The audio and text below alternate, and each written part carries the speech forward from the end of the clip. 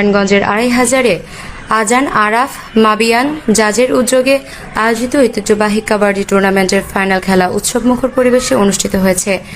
Senior staff reporter Liton বিশ্বাসের তথ্যচিত্রে বিস্তারিত।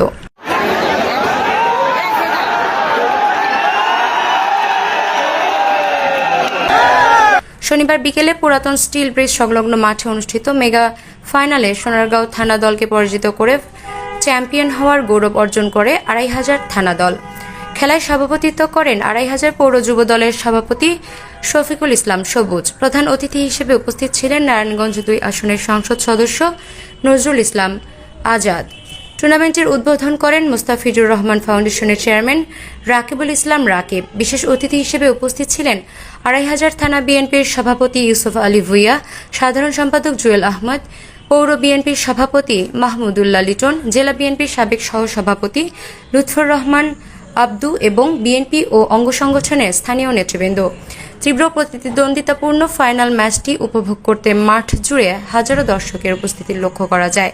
খেলাকে কেন্দ্র করে পুরো এলাকায় উৎসবের আমেজ সৃষ্টি হয়। আয়োজকরা জানান, স্থানীয় ক্রীড়া চর্চা ও যুব সমাজকে সুস্থ বিনোদনের মাধ্যমে খেলাধুলার প্রতি উৎসাহিত করতেই এ ধরনের আয়োজন অব্যাহত থাকবে। শেষে চ্যাম্পিয়ন ও রানার্স আপ দলের খেলোয়াড়দের মাঝে ট্রফি ও পুরস্কার বিতরণ করা হয়।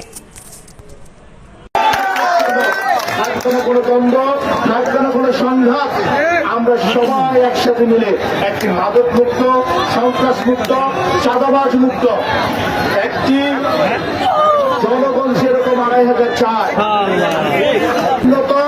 একটি সমৃদ্ধশীল ২৫০০ গড়ে তুলতে সবাই মিলে রাজি আছে।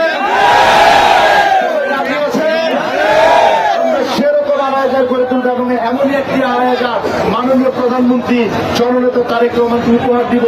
এবং আজকে যারা খেলেছেন সবাইকে অনেক অনেক ধন্যবাদ জানাচ্ছি।